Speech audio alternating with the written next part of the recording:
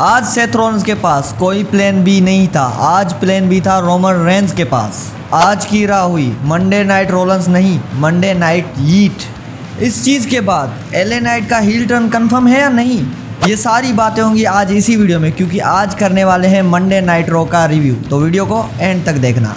Show की शुरुआत होती है ओटीसी रोमन रेंज के साथ और ये पहली दफा हुआ है इतने टाइम बाद। मतलब यूजुअली हर दफा सेथ रॉलिंस किक ऑफ करता है, लेकिन आज रोमन रेंज ने किया तो कुछ अलग ही फील था। फिर क्राउड की तरफ से काफी ज्यादा अच्छा रिएक्शन भी मिल रहा था। उस पे रोमन रेंज बोलता है, मुझे पिछले दिनों की याद वापस आ गई, तो हो जाए एक बार बर्मिंघम एक्नॉलेज मी।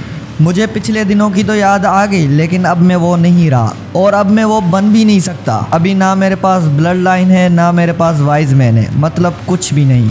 फिर वहां पे क्राउड चेंट कर रहा था जे उसो का यीट यीट यीट। तो उस पे रोमन रेंज बोलता है, बहुत लोग बोल रहे थे कि जे उसो वर्ल्ड टाइटल डिजर्व नहीं करता, लेकिन मेरे हिसाब से वो डिजर्व करता है। वर्ल्ड टाइटल उसने जीता था, उसको रीमैच नहीं मिली, तो ये रीमैच उसकी है और मुझे पता है जे उसो कर सकता है। मुझे प्राउड है उस पे। और बात करें सेथ रॉलिंस की, जिसने मुझसे सब कुछ छीन लिया, अब उन्होंने मुझसे मेरी एक और चीज छीन ली। यहाँ पे रोमन रेंज अपने शूज की बात कर रहा था और ब्रॉन्सन रीड की बात कर रहा था। लेडीज एंड जेंटलमैन, मेरा नाम पॉल हेमन है और ये है big Bronson read, the tribal thief. Bronson read मुझे बोल रहा था कि कैसे 5 साल पहले मैं एडवोकेट से डायरेक्ट वाइज मैन बन गया और इन 5 साल में हमने ब्लड लाइन बनाई और पूरे WWE लैंडस्केप को चेंज किया हम दोनों ने मिलकर। लेकिन अब देखो, अब तुम्हारे पास क्या है? कुछ भी नहीं। तुम रिंग में अकेले खड़े हो। तुम मुझे तो बीट कर सकते हो और मैं तुमसे डरता भी हूँ, लेकिन ये शख्स तुम्हें बीट कर सकता है। कौन? ये मोटा? इस मोटे को तो मैं क्लैश इन पेरिस में देख लूंगा। फिर यहाँ पे ब्रॉन्सन रीड बोल रहा था कि मैं भी समोन फैमिली से हूँ और तुम्हारे फादर और तुम्हारे अंकल भी तुम में ब्रॉन्सन रीड को देखना चाहते हैं। ओ मोटे, मतलब तू समोन फैमिली से बिलोंग करता है, मतलब तू मेरे पिछवाड़े से बिलोंग करता है। चलो एक काम करते हैं, अब इज्जत से आजा रिंग में, मुझसे माफ़ी मांग, मुझे एक्नॉलेज कर और मेरे शूज़ मुझे वापस कर दे। नहीं, मैं अगर ऊपर आया तो मैं तुझे तोड़ दूंगा बुरी तरीके से। अच्छा, तो तुम ऊपर नहीं आ सकते, लेकिन मैं तो नीचे आ सकता हूँ ना।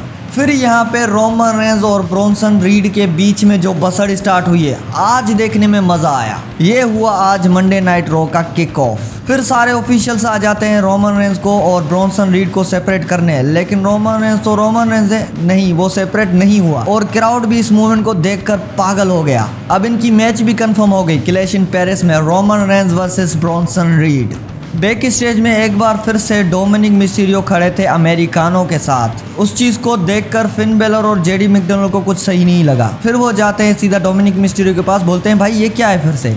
तो डोमिनिक उनको बोलता है, मेरे सब कंट्रोल में, मैं हैंडल कर लूंगा, तुम लोग जाओ। फिर उसके बाद मैच होता है Dragon Lee versus JD McDonald. अब ये दोनों हाई फ्लायर्स हैं, इनके बीच में मैच अच्छी हुई, लेकिन यहाँ पे फिन बेलर ने डिस्ट्रैक्ट करने की कोशिश की, जिसको रेफरी ने पकड़ लिया। फिन बेलर को तो रिंग साइड से निकाल दिया, लेकिन एंड में आ गए डोमिनिक मिस्टीरियो। वो डिस्ट्रैक्ट करने की कोशिश कर ही रहे थे, तभी वहाँ पे आ गए एजे स्टाइल और एजे स्टाइल की डिस्ट्रैक्शन की वजह से ड्रैगन ली इस मैच को जीत जाते हैं। और एजे स्टाइल से पूरी जजमेंट डे को प्रॉब्लम थी, तो फिन बेलर बोलता है कि मैं इसको हैंडल करता हूँ। फिर मैच होता है एजे स्टाइल वर्सेस फिन बेलर का और हिस्ट्री रही है, ये दोनों क्लब्स के मेंबर है और इन दोनों के बीच में जो मैचेस होती हैं वो खतरनाक लेवल पे होती हैं। तो आज भी हमें इस चीज का प्रीव्यू दिखा। एंड में एजे स्टाइल काउंटर करके एक क्लैश लगाकर इस मैच को जीत जाते हैं। अब एजे स्टाइल ने ट्रिपल मेनिया में डोमिनिक को मैच कोस्ट करवाई, फिर जेडी मैकडोनाल्ड को कोस्ट करवाई और फिर फिन बेलर को भी हराया। तो इस चीज से पूरी की पूरी जजमेंट डे परेशान हो चुकी थी। तो एडम पियर्स एक फैसला लेते हैं कि एजे स्टाइल और डोमिनिक की मैच होगी नेक्स्ट वीक। अब मजा आएगा, डोमिनिक हाथ आ ही गया एजे के। लास्ट वीक हमने ये भी देखा था कि सीएम फंक, सेथ रॉलिंस, एलए नाइट और जे उसो की बसड़ में सीएम फंक की वजह से एलए नाइट टेबल के ऊपर गिर जाते हैं। तो उस चीज़ पे एलए नाइट बोलते हैं कि ये सब एक एक्सीडेंट नहीं, सीएम फंक ने जानबूझकर किया। उसको पता था कि वर्ल्ड टाइटल के लिए मैं भी अपोनेंट हूँ, तो उसने इस चीज़ का फ़ायदा उठाया और अपना कॉम्पिटिशन कम करने की कोशिश की। लेकिन मैं भी एलए नाइट हूँ, फिर चाहे सेथ रॉलिंस हो, जे उसो या सीएम फंक हो, तीनों को देख लूँगा। फिर इस चीज पे सीएम फंक भी रिप्लाई करते हैं, ये कोई साजिश नहीं थी, ये एक्सीडेंट ही था और मैं चाहता था कि नंबर गेम इक्वल हो, क्योंकि सेथ रॉलिंस के पास नंबर गेम ज्यादा थी, तो बस मैं यही चीज करने की कोशिश कर रहा था।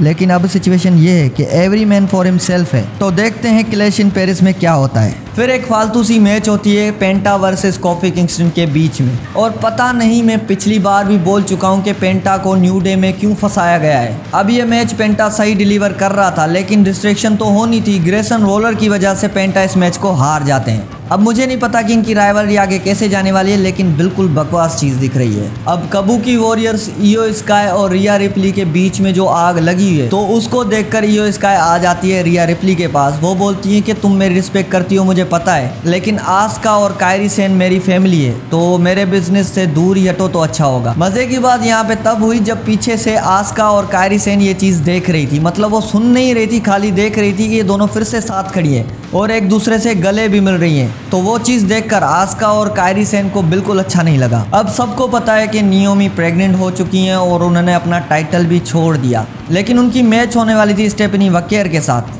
उसका क्या हुआ? तो आज जनरल मैनेजर ने वो भी क्लियर कर दिया कि स्टेफनी वकेर नंबर 1 कंटेंडर है और स्टेफनी वकेर के लिए कोई अपोनेंट ढूंढ रहे हैं। मतलब मेरे हिसाब से यहाँ पे कोई ना कोई रिटर्न करने वाला है। आई होप सो ये रोंडा राउजी हो। फिर उसके बाद रिंग में आती है द मैन बेकी लिंच और फिर से वो क्राउड की डिसरिस्पेक्ट करना शुरू हो गई। वो साथ साथ में निकी बेला के लिए भी कुछ गलत चीज़ बोल रही थी।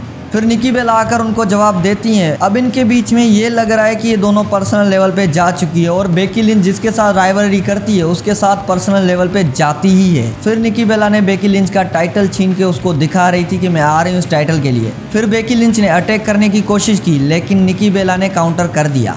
अब क्लैश इन पेरिस में निकी बेला वर्सेस बेकी लिंच का मैच भी सेट हो गया। उसके बाद मैच होता है रिया रिप्ली वर्सेस रॉक्सेन पररेज। अब इन दोनों के बीच में मुकाबला अच्छा होता है, लेकिन रॉक्सेन पररेज मैच के स्टार्टिंग में ही रिया की लेग पे अटैक कर देती हैं। एक तो लेग पे अटैक कर रही थी, ऊपर से डिस्ट्रैक्शन अलग ही था रिकेल का। फिर एंड में रिया रिप्ली रिकेल को गिराती है, तब उसका दरवाजा खुल जाता है विन करने का। वो रिंग में आके रॉक्सेन पररेज को एक रिपटाइड लगाकर इस मैच को विन कर जाती हैं। फिर लास्ट में रिकेल और रॉक्सेन मिलकर रिया रिप्ली पे अटैक कर रही थी। रिया रिप्ली ने फाइट बैक किया, लेकिन 2 जने थे, तो उस वजह से रिया रिप्ली के ऊपर वो हैवी थे। तभी वहां पे आ जाती है इयो स्काई। इयो स्काई आकर दोनों को मारती है और बचा लेती है रिया रिप्ली को। और यही चीज़ काबुकी वॉरियर को अच्छी नहीं लगी कि इयो स्काई बार बार रिया रिप्ली के पास क्यों जा रही है। फिर बैक स्टेज में आस्का और इयो स्काई के बीच में बहस हो जाती है। कुछ समझ तो नहीं आया, लेकिन इतना समझ आ रहा था कि आस्का चिड़ी हुई है। हा तू कर दिखाएगा, मुझे पता है क्लैश इन पेरिस में तू रोमन रेंस को तोड़ देगा और मैं यही चाहता हूँ, उसको तोड़ दे तू। और तू कुत्ते, आज एले नाइट तेरे हाथों से नहीं बचना चाहिए, समझे?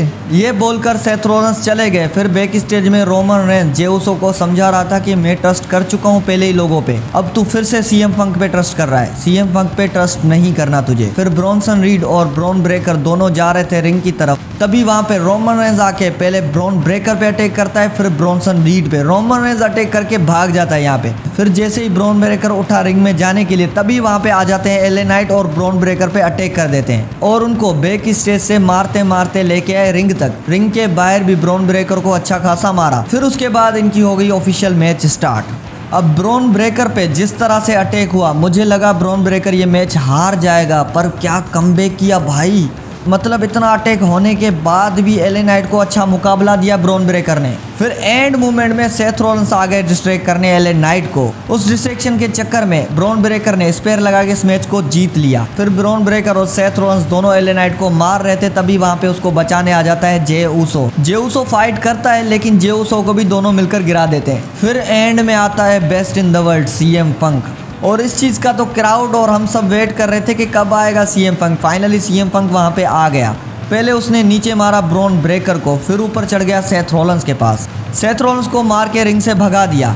उसके बाद सीएम पंक उठाने जाते हैं जे उसो को, तभी वहाँ पे पीछे से एले नाइट आकर सीएम पंक से लड़ना शुरू कर देते हैं। उसी चक्कर में ये दोनों मिलकर जे उसो को भी धक्का देते हैं। फिर क्या, जे उसो की सटकी, ये दोनों आपस में लड़ रहे थे। जे उसो ने एक सुपर किक मार दी एले नाइट को। यहाँ तक तो ठीक था, लेकिन रोमन रेंस ने जो समझाया ना, जे उसो ने वही किया, सुपर किक लगा दी सीएम पंक को भी। और इस चीज़ को देखकर सेथ रॉलिंस बहुत ज़्यादा खुश हो रहे थे कि मेरे अपोनेंट खुद में ही लड़ रहे हैं। मतलब क्लैश इन पेरिस में सेथ रॉलिंस को ज़्यादा मुश्किल नहीं होने वाली, क्योंकि उसके अपोनेंट आपस में ही लड़ रहे हैं, तो सेथ रॉलिंस को फायदा ही होने वाला है। आज की राह में आपका फेवरेट कौन सा मोमेंट था, कमेंट में बताओ। और आज की राह की बात करें तो ये 5 स्टार रेटिंग थी। अगर वीडियो अच्छी लगी हो तो लाइक करना और सब्सक्राइब करना ना भूले। पीओ विथ हसन।